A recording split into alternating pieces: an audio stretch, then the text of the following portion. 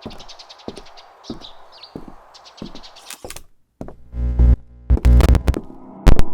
have a very special and no affiliate link connection to Canon's crop sensor lineup. So today we're going to pay our respects to the old 60D. After using mirrorless cameras for so long, it's always nice to go back to an old DSLR. Having a subscreen and an optical viewfinder is a bonus. The 60D sits right between the T2i and the 7D. It's a bit faster than the T2i, but it's not a speed demon with weather sealing like the 7D. It was about $1,100 at release, which is much cheaper than the 7D's $1,700 price point. But nowadays you can find this camera for around $200. In fact, I found this one on Adorama for $125. What differentiates the 60D from the T2i and the 7D is... ta-da! Okay, so now here's your little vlogging test with the Canon 60D while I'm walking.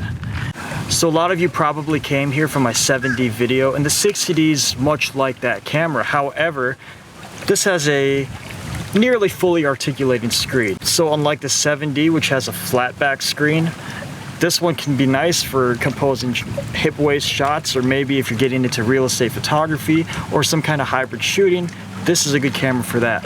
Now, one downside of the 60D compared to the 7D is this has next to no water sealing because the body is plastic.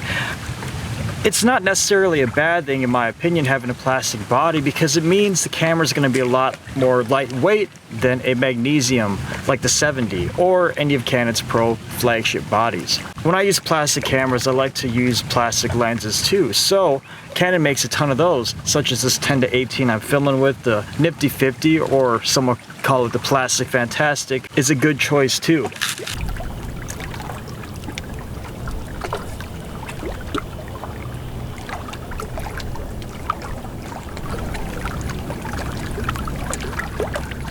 Having an articulating screen could literally change your perspective. Now you can vlog, you can hip fire, and line up your leading lines without throwing out your lumbar in old age. It has the same 18 megapixel crop sensor you'd see in the T2i and the 7D, and it shares that Digit 4 processor. Now, this camera's not going to be doing 4K with image stabilization. It doesn't have mind-bending color depth with video readout. It's not Netflix approved. It doesn't have 32 megapixels like the 90D.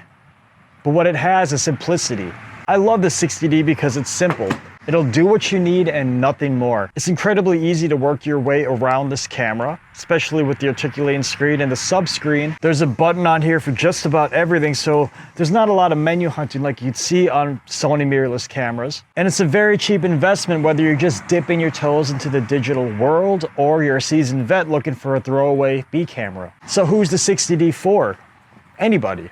It's an everybody camera. It'll grant you native access to one of the biggest and best lens collections on planet Earth. And the forgiving price is nice on today's market, especially because we hit a hump with technological advances when we're speaking of cameras. They're still making 18 megapixel sensors. I'm sure they may be doing 4K, or they're probably better in low light. But the 60D will get you there, much like a reliable sedan. Now we gotta be realistic and talk about some cons here. Because it is an older camera, you will see its age, especially in the screen. It's going to be dim when you're trying to use it in broad daylight.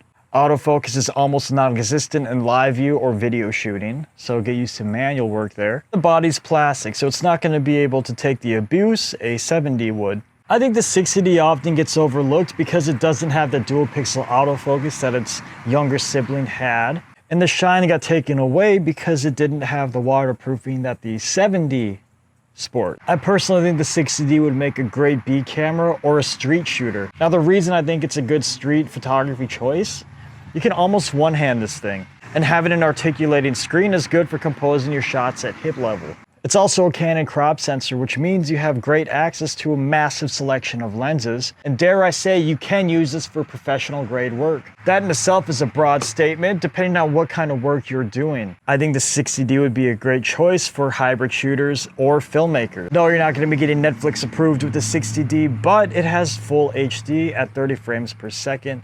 You can utilize full manual controls to get the correct shutter speed. You have a mic jack, an articulating screen, and if that's not enough for you, you can always download Magic Lantern, which will unlock more features for an old camera like this. Vector scopes, shooting in raw interest you? The 60D can do it for sub $200. Now to touch a little bit more on the photo side of things, the 60D has that 18 megapixel sensor and it's cropped, which I think would be a good choice for wildlife photographers. Maybe it's not as fast as the 7D and it doesn't have that weather sealing, but it's a lightweight body that has an articulating screen, so you can get down low without feeling it in your spine tomorrow. I think the 60D is just as good of a camera today as it was when it was released. Okay, so that's it for now. Thank you for watching. Find me on Instagram at Matt's Notes. Start a fight in the comments. See you next time.